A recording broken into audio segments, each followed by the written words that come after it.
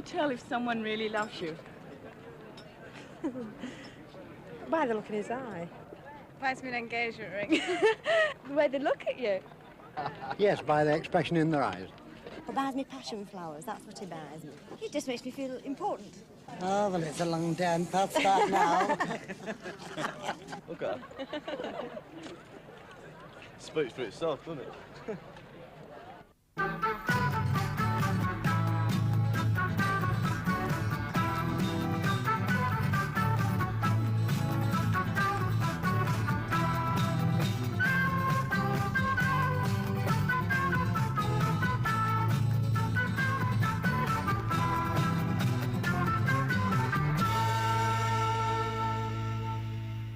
Hello there. One of the ways of discovering if someone still really loves you, to my mind, is to do something really rotten to them and see if you can get away with it. Mind you, I don't want you to take my advice, hence the title of the programme. We'll be dealing with that question later on in the programme with the help of these two delicious pictures. Answering your questions tonight with expertise, and we welcome a newcomer to the fold, Dr. Desmond Morris, zoologist who studies the human animal, Dr. Magnus Pike, and Dr. Miriam Stoppard. And asking the questions tonight, we have, as usual, our studio audience, good evening all, and people like Mrs. E. L. Proud, who writes in on a postcard to us. We don't get on with letters. I think your programme is very good and very interesting, but my question is, are all scientists mad? Well, you'll be finding out in the next half hour. We have a question here from Mrs. Janet Truelove. Yes. Well, I'm a rather quick-tempered person. And what I would like to know is, why do I lose my temper over certain things? Why do you lose your temper over certain things? Yes. Right. Sounds like one for you, Miriam? Well, Mrs. Truelove, that really depends on how easily we become angry. And anger itself is dependent on our aggression. Now, in the olden times, most people thought that the centre of anger was around the spleen, somewhere about here. In Victorian times, they took to feeling the bumps on people's heads. This is a science called phrenology.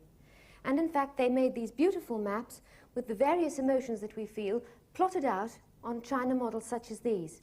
If you look very carefully around by the ear, you'll see that there are emotions such as destructiveness, extermination, combativeness, courage. In other words, the emotions we associate with aggression just around about this area.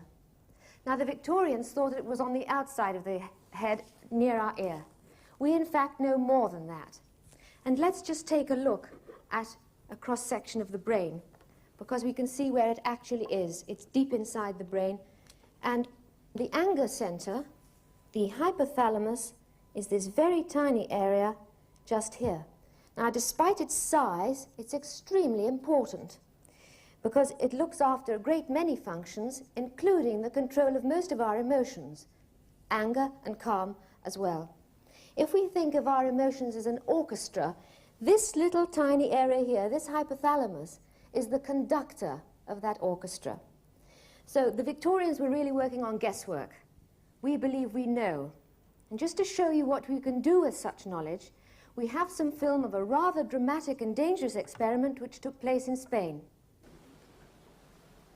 Spanish scientists came to this bull farm near Cordoba to perform a unique and remarkable experiment. The bulls here are called brave bulls, destined for the bull rings and specially bred to be aggressive and fierce.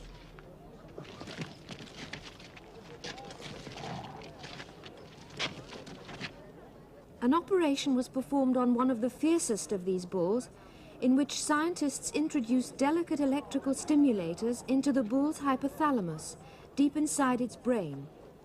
The aim was to manipulate its aggressive behavior by remote control. Scientists and observers filming the experiment waited to see what would happen. Left to itself, the bull was just as ferocious after the operation as before. But Professor Delgado, in charge of the experiment, was able to reverse this pattern of behavior completely. The bull didn't charge him. Delgado controlled its anger by stimulating the electrodes implanted in its brain. Simply by pressing a button on his control panel, he brought the bull to a standstill.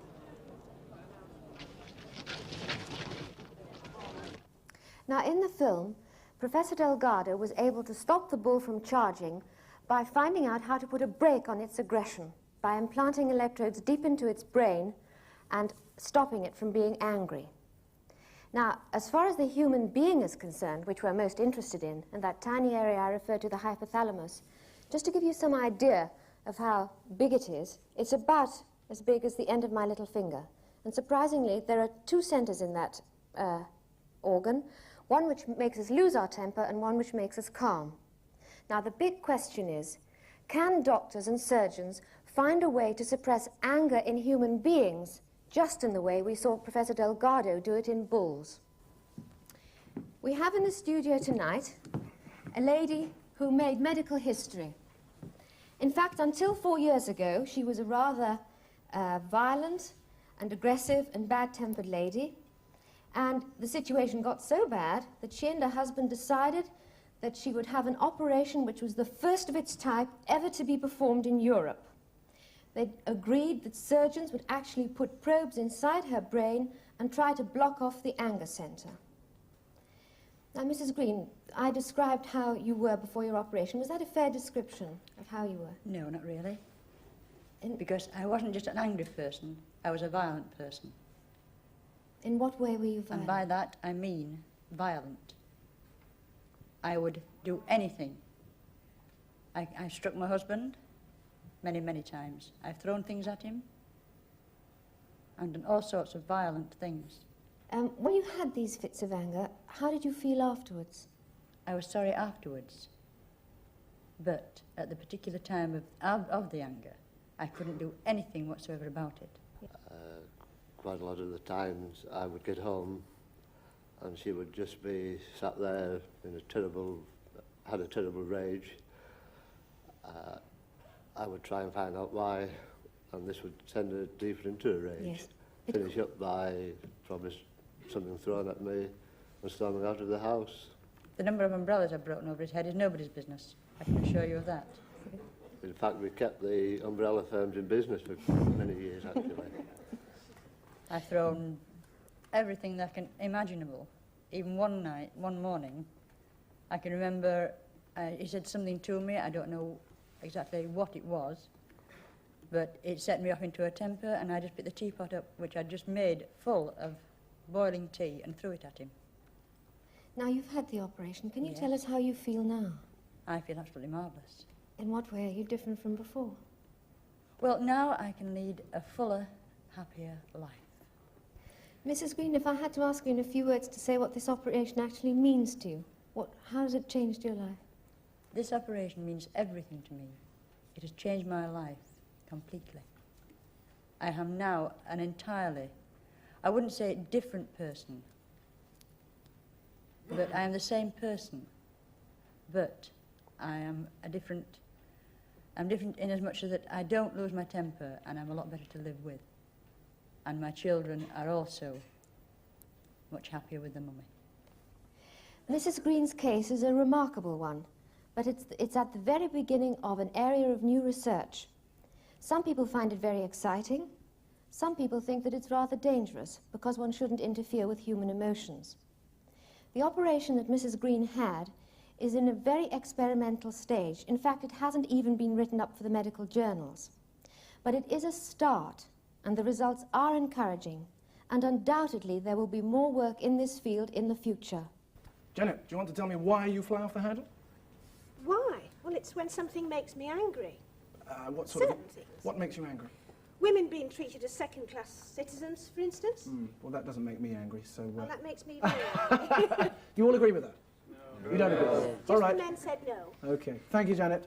We have, luckily enough with us, two nautical students, Stephen and... Martin. Martin, you have a question? Stephen has a question. A few years ago, I was in the Atlantic on a ship and saw an iceberg in the horizon. I couldn't see the tip of it, and ever since then I wondered why. Could you explain that, please? Hi. Well, don't ask me. Why do you see the tip of icebergs only? Magnus? Well, this is an easy question to answer, I'm glad to say. The reason is that when water freezes, it's bigger than when water freezes, the ice is bigger than the water it came from. Now, I've got a bottle here we've had in the deep freeze, When we filled it, it was filled up to there. Now you see that's ice. It's frozen up to there. Now the point is that when it was full of water, all the weight of the water was down there, and now part of the ice is out of it, so that it's lighter. The ice is lighter than water, and therefore it's a little bit lighter. Therefore it floats. But because it's only a little bit lighter, most of the iceberg is underneath. It only just floats above. Now there's another reason, which is really rather an interesting one. When an iceberg freezes, it doesn't take the salt with it. And in fact, an iceberg is fresh water. And fresh water is lighter than salt water, so that's another reason why it floats. But it only has a little bit of buoyancy, and that's why you only see the tip of the iceberg above the water. Now, that's the answer to your question. But there's a lot more about icebergs that I should like to tell you, and I'm proposing to do so. In fact, what I've told you now could be described in information terms as only the tip of the iceberg. There's a very good reason now why scientists should really study icebergs, how they behave and what they do. And that's what they're doing. And the good reason is because they're drilling for oil in the sea bottom. And of course, if you've got an oil rig there, or you've got a ship drilling, and a great iceberg as big as an island coming down towards you, and it was going to collide with you, you want to be able to do something about it. So they've been studying icebergs and how they move about. And they knew, of course, they went with the currents. What they're discovering now, which is very remarkable, is they also go with the wind, and they sail like a sailing ship.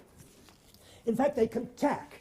You see, here's an iceberg with a sort of lump stuck on the top of it, and when the wind's this way, it sails off on a port tack, right? And then it goes this way, and it sails on a starboard tack. In fact, about 70 years ago, an iceberg turned up in Bermuda. Look, I'll give you a demonstration how they sail. Here's a little wind. Well, not much wind. Here's a bit more wind.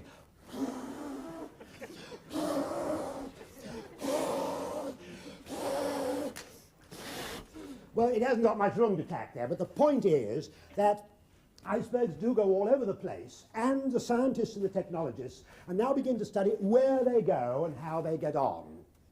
Now, that's all very well to find out where they go and what they do, but what can you do about it?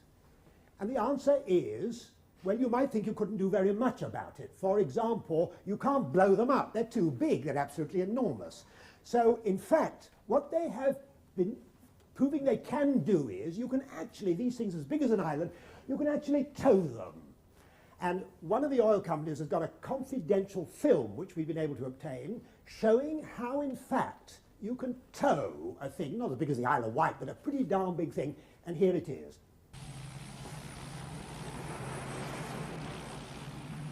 This berg weighs about 150,000 tons. It can't be completely blown up, but can be made lighter before towing begins.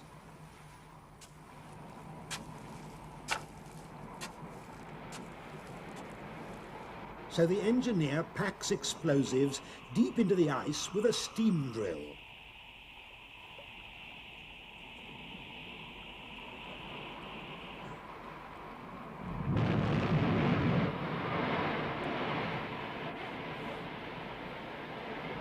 The iceberg's now a convenient size for towing. At the first attempt, the towing tug lassoes the iceberg by encircling it with half a mile of nylon rope. Once the rope's pulled tight, the iceberg can be towed out of the way.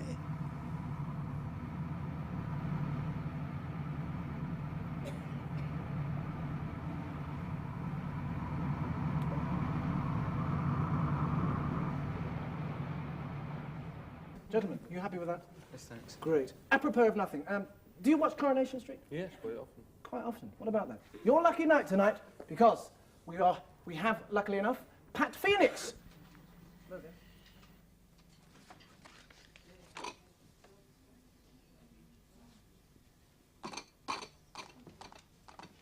I want some flowers, Miss Phoenix. Oh, thank you. How lovely. Now, who? Dear Pat, sorry can't make it. Got to watch golf on television. Eat what you like and don't be late back. Love, Alan. Got to watch golf on television? You know, I'd like to know if there was some way of finding out if my husband still really loves me. Well, of course, bunches of flowers and kind words, expensive presents, these may all reflect true love, but there's no guarantee of it. There's no guarantee that they really indicate the true emotions underneath, because, of course, they're deliberate acts, and we can all pretend. We can pretend, that is, where deliberate acts are concerned, but what about other acts? Acts that we aren't even aware we're performing. Because, you see, there's a secret language of gesture and expression, which we all use, all of you. Every day, you're using this secret language. You use it whenever you meet someone and you talk to them. And while you're talking, your faces, your hands, like my hands right now, are communicating things. Now, I'm going to come to Pat's question in a moment, but first I want you in the studio audience to help me. Now, on either side of me, you'll see a picture of a very beautiful girl. And they're labeled A and B. I want you to, all the men, just the men this time, please, in the audience, the men. Will you look at this, and the men at home as well? Look at these two pictures and tell me, well, first of all, let's pretend that these are identical twins. And I want you to tell me which of these two twins you would rather spend a night out with. You've got the choice.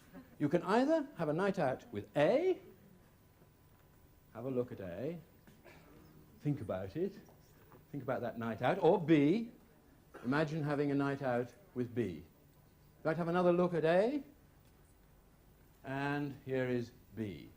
Now then, let's see what answer we get this time, Derek. So, first of all, would you count the number of hands for A?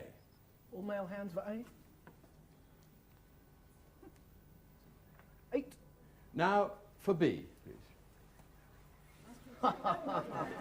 15. More for B. Now, there's a reason for this, and I better explain what it is. The pictures are identical, but there's one bit painted to alter them, and some of you may have spotted what it is. But on this picture here, the pupils of the eyes have been enlarged by painting them by an artist who just put a brush onto the photograph. And over here, they're not enlarged.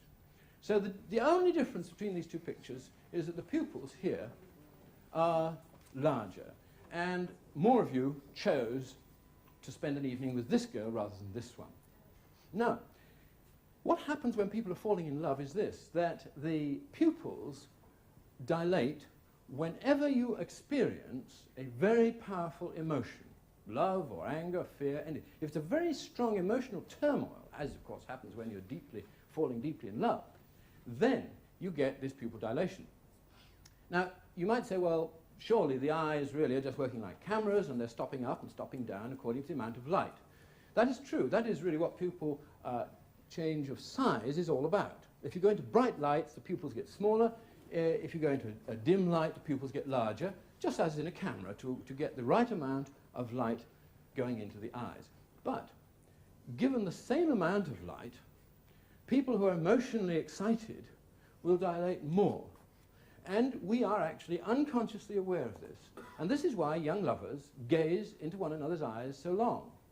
What they're doing while they're gazing into one another's eyes is they are actually checking unconsciously on whether this dilation is occurring. And funnily enough, the man who did this research originally, he had a girlfriend while he was doing his research, and when she started to dilate her pupils, they got married, which I thought was a rather sweet story.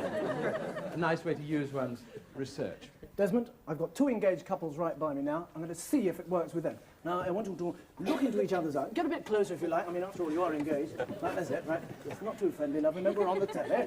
Right, OK, now, let's see if you actually see a dilation. It's gone smaller. And they're engaged. How about you? Oh, dilating away like anything. Yeah. Tell me, does anything happen when you look into my eyes? No. Oh, all right then. Oh. Very quickly, we'll go on to the next question.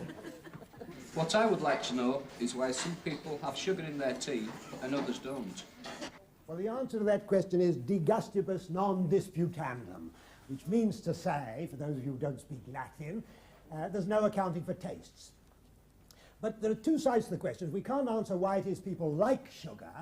We can answer the question, it is how they perceive sweetness. Now, first of all, we more or less all do perceive sweetness. and the opposite, and the opposite. So I would like you all now, you've got all got a piece of lemon, have they all got a piece of lemon? Yes. All right, now then, will you get them all to suck it? And when we say 1, 2, 3, suck, is that right? Would you kindly do so? 1, 2, 3, suck. Mm. Ah, mm. No cheating, no cheating. Now, the point of issue is that tastes sour, doesn't it? Now, those of you who have been dished out with it have got a tablet which contains the substance which has been extracted from a South American plant called Syncypalum dulcificum, or it's called the miracle fruit. And this substance has a very peculiar effect on one's ability to perceive sweetness. So what I want everyone to do who's got this tablet is to put it in their mouth, I'll do the same. Now chomp it up, but keep a little bit on your tongue. Because they should stay on your tongue, not too much, for about 90 seconds for them to work. I'll tell you when to swallow. Now, you see, under normal circumstances, oh dear, this is very difficult to do, isn't it? Under normal circumstances, the tongue has taste buds, and you taste sweet, sour, salt, and bitter. You taste sweet in the front part of your tongue, and you taste bitter at the back part of your tongue, and you taste sour and side part of your tongue, salt and all this other. In the middle of your tongue, you don't taste anything. Now, when you taste things, besides your taste buds, the way you taste things is affected by the chemistry of your saliva. Those of you who don't know what saliva is, I mean spit. Some people have spit which is more acid than others, and that's why you taste different things. And there are certain things that act rather like this Syncypalum dulcificum. I think we'd better get rid of it now, isn't it? Can we swallow? Well, all right, swallow. Now, it doesn't taste of anything very particular. And, for example, globe artichokes. If you eat globe artichokes and afterwards drink a glass of water, the water, you will find, would taste quite sweet. And there are one or two other substances of that sort. Now, if I've been talking for 90 seconds, which I suppose I have, I hope the effect will have come into operation. So I would like you now to take your second piece of lemon. Standing by your lemon? Got your lemon? Everyone standing by their lemon? Now, your experiments always come off. Mine are less successful, but let's hope now. Having got your lemon, has the 90 seconds gone by? Everyone got keen now? Go on. Now we're good enough. 1, 2, 3, nothing polite, let's all go for it, right? Taste the lemon. And 3.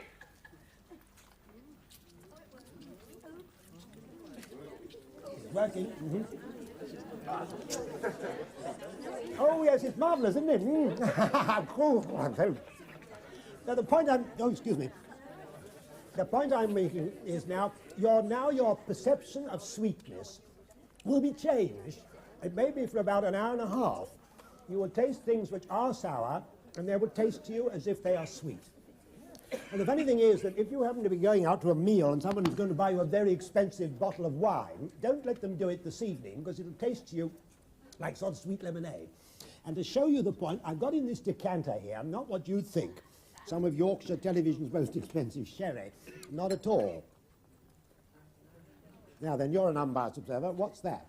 I was afraid this was going to come my way. Now just give it a sniff. It's very strong vinegar. It's vinegar, you see, and yet, to me,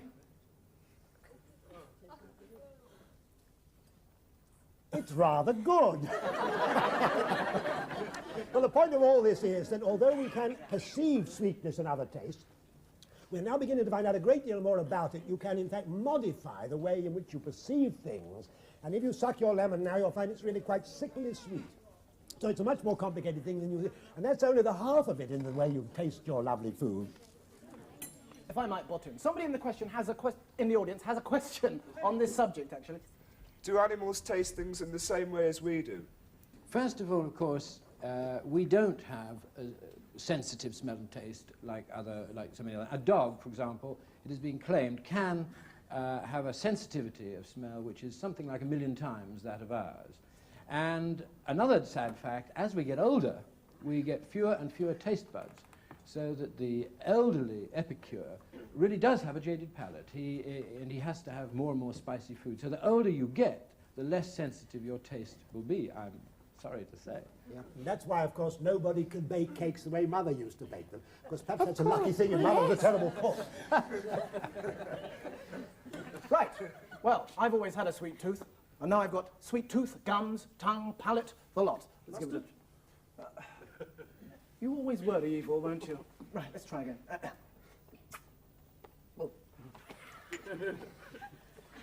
Mind you, that's all we've... You can laugh, dear. That's all we've got time for tonight. So from Miriam, Magnus, and Desmond, and myself, with that tablet still working, I could wash this down with a bottle of Chateau sulfuric acid. Good night.